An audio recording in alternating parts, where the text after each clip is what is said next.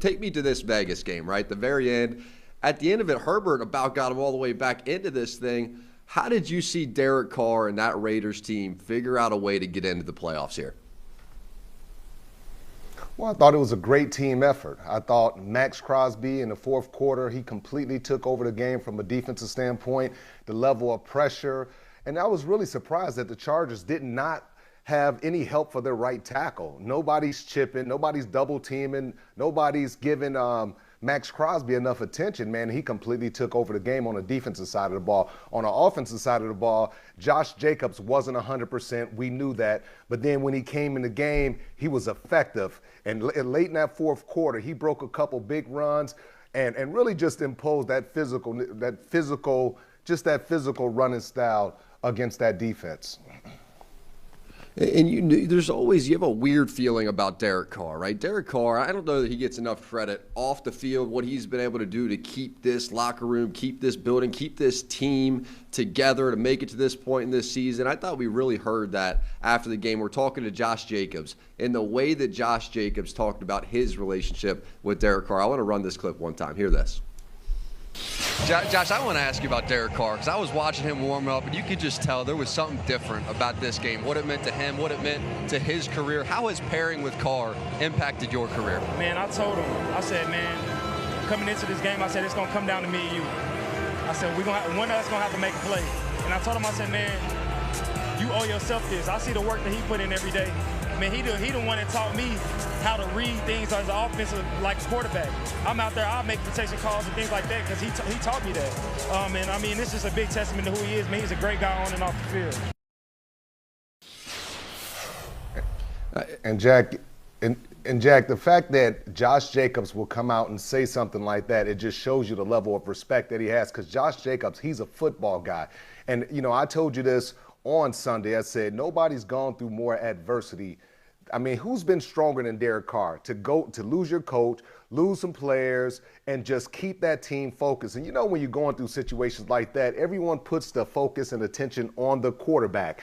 And the fact that Josh Jacobs said he learns pass protection and things like that from Derek Carr, those are the type of things that leaders do that's not always at the forefront of everybody's information. So props to Derek Carr, man. I mean, and that's why I say we talk about MVP. Who's truly more valuable to their team? Was it Derek Carr or was it Aaron Rodgers? And I think Derek Carr deserves to be in that conversation. We know Aaron Rodgers is going to eventually win it. Tom Brady should be second, but Derek Carr should at least be in that top 3 or top 4 because what he's been able to take on this year, the responsibility and just everything, the way he's continued to play and allow this team to ascend, it's just been fantastic.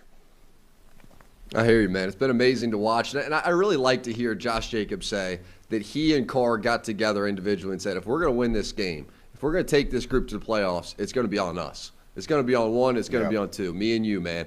And that's what it came down to. Even when you get to overtime of that game and the Chargers go down, they get a field goal, and now the Raiders are coming back down the field. It was Josh Jacobs just refusing to go down and fighting for extra yards and eventually breaking that first down run that got it over the top. And that's what this team goes through. And I'm not a big proponent of first-round running backs or expending those kind of resources in the running back position, but Josh Jacobs is the kind of player that's worth it. He's the heartbeat of that team. He catches the ball in the backfield. He breaks all these tackles. I mean, he's the reason this is a playoff team right now. He refused to go down one of the best games of his whole career in one of the biggest moments. Absolutely. And I'm going to tell you something. This offensive line has taken a lot of criticism throughout the year, and I thought they did a really good job. I mean, this is not the best offensive line. Obviously, there has some positions where they got some young guys, but I thought this offensive line really stood up and did an excellent job. The one question I want to ask you or talk to you about is Brandon Staley. And I think he has to do a better job of managing his game, of managing his team. We talked about the aggressive style. He's trying to come in and change the mindset and build confidence in that team, and we understand that. But at the same time, Jack, I mean, how do you go for it on your own 18-yard line? I mean, is that arrogance? Is that cockiness? What is that? Or is that flat-out stupidity? You can't put your team in a situation like that when they're fighting their butts off every single play, and then you put them at a disadvantage going forward on an 18-yard line.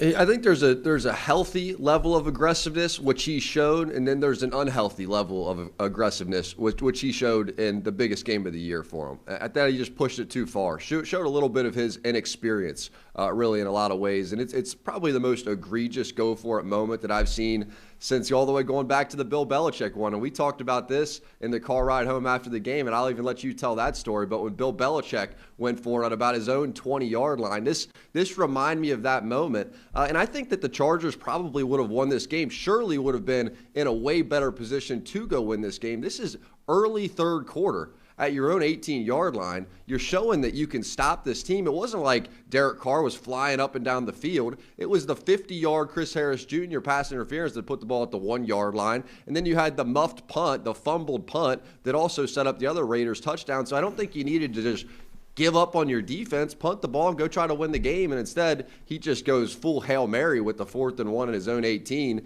and it totally backfires and sets up the Raiders perfectly. Yeah, and when I look at the Chargers defensively, they definitely have some needs on the defensive side of the ball if they really want to take it to the next level. I think their pass rushers are good. We talked about Uchenna Nwosu. That's your guy. He was all over the field. We know about Bosa. But to me, what they need is they need a big 320-pound, big physical defensive tackle that's going to be a run plugger that can hold 2 or 3 people up. That's what they need. I look at linebacker Kenneth Murray. I mean, he was a first-round draft choice, and he's on the field. When he's on the field, they're making big plays. He gets off the field, and it's like, okay, where's this first-round pick at? Like, he's a first-round pick. He's Kenneth Murray. He's healthy. He should be out there on the field, and they haven't gotten a lot of production from him. And then the last point I want to make is Austin Eckler. We love Austin Eckler, and he's their best and most productive player. Like, in those critical moments, you have to give him the football. And it was like, okay, where's Austin Eckler? I know Justin Herbert, he's tough. He's got a big, strong arm. But in some of those critical moments, get it, because he's such a mismatch. And he's so difficult to tackle in an open field. I didn't think the offensive coordinator did a great job of getting him involved in the game late. I think that's a great point. I'll tell you what else that I was a little thrown off about watching the Chargers and when we picked them. A big reason why was Keenan Allen, Mike Williams. Those were 2 of their best players on their whole team, specifically on their offense for sure. It took until late fourth quarter, overtime, for those guys to get going. I mean, Justin Herbert, you got to trust him a little bit. Let him go sling that thing. I thought they were a little conservative early in that game. We really only saw some Jared Cook catches, but you got to get your best players the ball. And to go that long in the game without getting Mike Evans and Keenan Allen significant touches is almost a guaranteed losing formula. Absolutely, and we even talked about Jared Cook. You were screaming at the TV, throw the ball to Jared Cook. He's wide open. He's 6'7". He made a couple catches early that really kept the momentum going. But, you know, it's just the offensive coordinator making Mike Williams, making Keenan Allen priorities. Everything doesn't have to be a 5 to 7 drop back where you're throwing the ball down the field. And, you know, integrate some of that quick passing game in there, too, to get those guys involved. Yeah, I mean, you saw what it was capable of at the end. It was like 3 4th and 10s on that final drive that they converted. Like, when Herbert lets one go, it whistles out of his hand. The one guy I want to give credit to before we get out of here is Rich Bisaccia, right? The head coach who comes in and nobody even talks about. He's under the radar, but you could just tell that he is a rock. He is just a cornerstone rock for that program. And Josh Jacobs was telling us after the game, he's like, when bad things happen in your life, he's the first person you want to talk to. When great things happen in your life, he's the first person that you want to talk to. I thought that spoke volumes about who he is. And you know what? His calm demeanor. You read some of the articles, they say his calm demeanor, not having someone yelling and screaming every time you make a mistake, afraid to come to the sideline in Gruden, as opposed to a guy like this coach is going to bring you inside, talk to you, and really stay patient and understanding. Those guys, I'm telling you, I talked to more than just one Raider. They said they love this guy. They don't care about big-name guys coming in here. He understands the tone of the locker room. He understands, you know, just everybody. And I think he should get another opportunity. Even if you sign this guy to a 1-year deal, give him a 1-year deal, pay him some real coach's money, all right? Pay him $5, $6, $7 million bucks. Give him an opportunity to win this locker room if you're not 100% convinced. If you are 100% convinced, then sign him to a long-term deal. So now you don't have to worry about finding your next coach or getting caught up in that coaching carousel. I think he's earned the right, man. You're not going to find a harder Absolutely. circumstance than the one that he walked into this year. Give him an opportunity. Let's get to the second one, which is the Indianapolis Colts. The Colts have had one of the ultimate roller coaster seasons, and it ended with just a crash and burn. 2 losses down the stretch. How did the Colts let this entire year and the momentum they had built all just run away from them? Dude, we talked about this, and I've told you all year, I said I'm not a big fan of this Carson Wentz. Carson Wentz was in a perfect situation. He came to the perfect situation, a coach that loved him, all right, a coach that wanted him, a great offensive line. You got the leading rusher in the NFL as your running back, okay? And you got some big receivers in Pittman Jr., T.Y. Hilton. Like, the offense was tailor-made for you. And the last game of the season against one of the worst teams in the National Football League, they beat you. So I've never been a big believer of Carson Wentz. I've never thought, oh, they're a Carson Wentz away from getting to a championship. I think he's the guy that's ultimately holding them back. We saw him out in San Francisco, drop back, throw the ball up 3 or 4 times, you know, and they come down with the ball, or it's a pass interference. Things like that happen. But can you stand in the pocket in those key moments and make those big throws? And he's not able to do it against the Jacksonville Jaguars. And for me, the Colts not getting into the playoffs, if I didn't like Frank Reich the way I like him, that's a fireable offense, because it's just way too much talent on this team not to be in the playoffs, sitting at home watching everybody else this weekend. It's tough when your quarterback is bad in 3 of the last 4 games in the money time, and that's when he struggled the most, right? It was New England was horrible in that game. Vegas gave that game away, and then comes back in the final game of the year against Jacksonville. And all you got to do is just go beat Jacksonville, 2-win team, and he's horrible again. So 3 of the last 4 to be at your worst is a bad situation. Let's hear from Carson Wentz after this game, after this season. They're now packing up and going home. Here was the quarterback of the Colts. It's a bad feeling, completely bad feeling, knowing that, you know, we were in control, being in control of our destiny last 2 weeks, and we just couldn't get it done. And it's definitely left a bad taste in my mouth, a lot of guys' mouth. Not where we want to be, not, you know, what we expected either. You know, we expected to finish stronger than we did, and we didn't get it done. It's a bad feeling. He kept saying we, but I'm just looking at him. I'm waiting for him to say, I am the quarterback of this team. That's on me. I have to play better. Forget about we need to play better as a team. If I'm the quarterback and I know I stunk it up and for the world to see, I'm coming out and saying, you know, I have to do better as a quarterback. I was brought in here to win these games. Okay, you're not brought in here to lose these games. They're paying you $25, $30 million a year to win these football games. And to me, I'm just not a big believer in Frank Reich and Chris Ballard, the general manager. I think they really blew it in this situation. And they're going to have to reevaluate after this next year and just see what happens. But I'm not a believer in Carson Wentz. We'll see what happens in the future.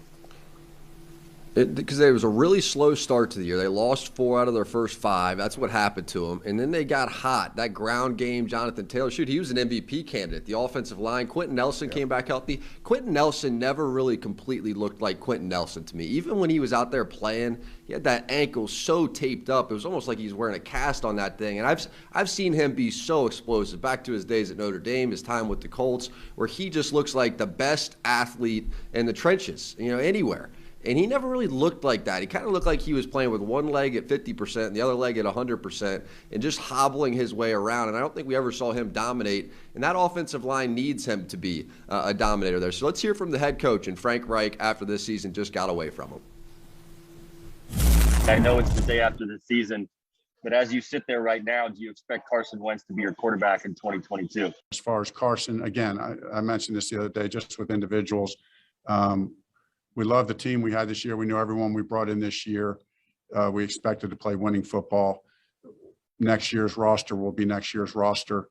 I'm not going to evaluate or talk about any. I don't want to just open it up with one player and then start talking about all of them. So. Hey, that's his guy. You know he's going to protect his guy. And, you know, Carson Wentz, you talk about his confidence being very fragile at this point in time. So Frank Reich, he's doing the right thing. He's protecting his quarterback. But at the end of the day, some of those behind-the-scene conversations, man, you sit back and wonder what they're actually talking about. I know if I'm a player in that locker room, I would be frustrated. You have a defense that could create turnovers, one of the best defenses in the NFL. You got the offense like I described it, and you have Carson Wentz. And there's no way you're going to get to a Super Bowl, get to that next level with him playing quarterback. We'll see what they end up doing. I'll tell you what, don't sleep on the Jags either. Do not sleep on those Jacksonville Jaguars because they were playing some inspired football in this game. And with the rookie quarterback, they've just been trending slowly upwards. I think Trevor Lawrence can be fine in this league. Josh Allen is a great defensive end, great pass rusher. Yep. Then you put Aiden Hutchinson in there. They're going to have that first overall pick. That's going to be 2 bookend pass rushers. We'll see what they're able to do. Let's get to your third one, which is Mike Tomlin. Hey, Jack. Getting it done again. Go ahead. You want to weigh in on the Jags, don't you? Go. No, I was going to say, I think you are spot on. I don't think, like everyone thinks that the Jag job is just a terrible job. I don't think it's a terrible job. You talked about, like, we saw Trevor Lawrence, man, and, like, this kid looks really good at times. You know, and if you bring in an Eric Bieniemy, you might bring in a Byron Leftwich or a Jim Caldwell, one of those guys that really get this kid focused, get this locker room built together, and not have so many separate entities.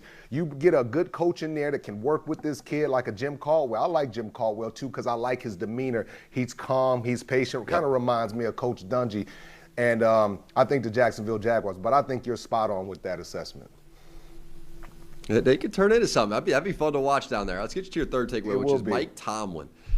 Mike Tomlin, he took over as a 35-year-old head coach, and really he's been a trailblazer for a whole bunch of these young head coaches that have now gotten opportunities. We forget about that. When he first took over at 35, everyone was like, man, that seems awful young. That's too young for a first-time head coach in the Pittsburgh Steelers. Not one losing season for 15 years, and the Pittsburgh Steelers with old man Big Ben right back in the playoffs. How in the hell did he pull this off? Man, let me tell you something. He is a heck of a coach, and just his support of Big Ben when a lot of people didn't support Big Ben. I mean, he was very, very supportive of Big Ben. He was like, well, this is our quarterback. This is what we're going to do. And think about that offensive line. I've been covering and playing against the Steelers for years, and this is probably one of the top 2 or 3 worst offensive lines I've ever seen them have. And they go in there, they draft a young running back, Najee Harris. He gets over 1,000 yards. But it's still a terrible offensive line. Then you get Big Ben. He can't move. He's stiff. You got receivers dropping passes. To me, I don't know how they end up with a decent record enough to get into the playoffs. I think he did a wonderful job, but it's the support of Big Ben.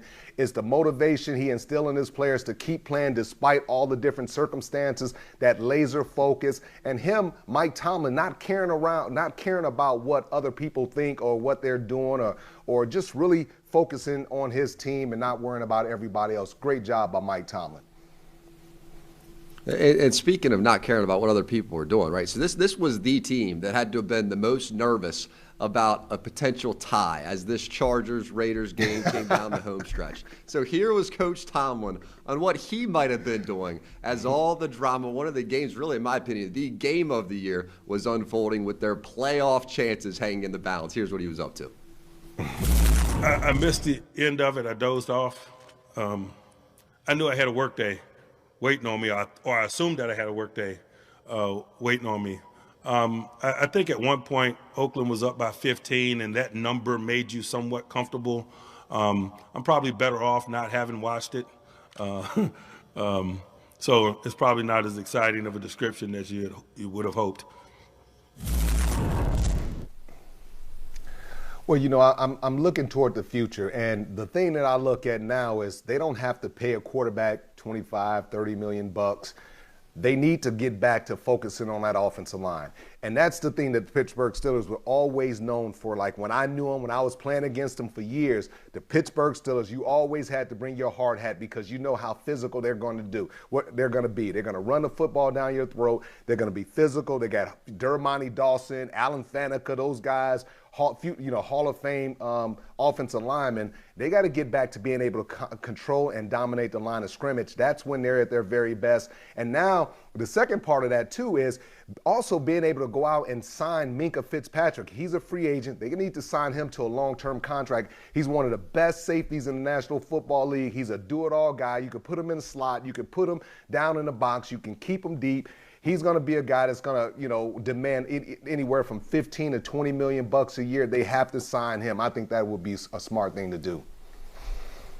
Yeah, they just got real gritty down the stretch. I thought this just became Pittsburgh Steelers football, and they had some hard games down the stretch of the season. They got a little lucky that Lamar Jackson was not in the lineup so that they could go play the Ravens without him. That's a different kind of a ball game, but they win 3 of their last 4 to sneak into this playoff, so they earned this thing down the stretch. And how about Mr. Watt, Mr. T.J. Watt, who goes and gets the sack record, steals it away from Strahan. This is an interesting one, though, Rodney, and I'm curious your take on this, because with this 18-week season, 17 games, the NFL record book is going to be washed in a lot of ways, right? You're going to see these receiving records break, quarterback records, sack records break. How do you feel about that as a guy who played in a 16-game season for the entirety of your career?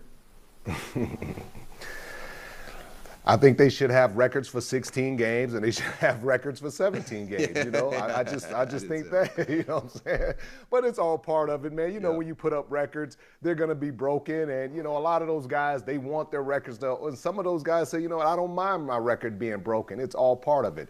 So I don't really have any, like, you know, passionate thoughts about it. I mean, it is what it is at this point.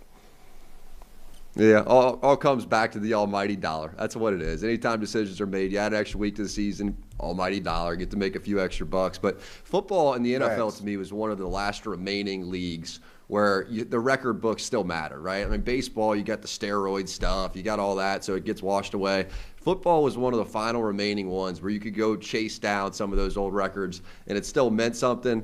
I never liked the 18-week season. And this is a huge reason why. Like, I'm happy for Watt. I'm happy for a guy like Max Crosby with the Raiders who hits 100 pressures. But it's a whole nother thing, man, when you got an extra week to do it. Hey, Jack, but you got it, man. You got it. Come on, man. Like, we got a chance to watch 17 weeks, 18 weeks of football. I mean, how much fun did we have? How much fun? And then to cap it off with the last game of the season with the Raiders and the Chargers, man, come on, man. It was just a blast. It was just unbelievable, man. I had a blast this year. It was. It was the perfect one to go out on. All right, the fourth of your takeaways, the 49ers and the Rams. It seems like the 49ers, man, I don't know what it is about Shanahan, a guy who used to work underneath of him, and McVay. He just seems to have his number. He knows what it is, and he just keeps beating him. He got him again in a game where the Rams had led. How did he go do this one, Rod? They're not physical. Like, the Rams get beat by teams that are physical. When you're physical, you can run the football, you come downhill and you hit them in the mouth like the Tennessee Titans does. We saw them do.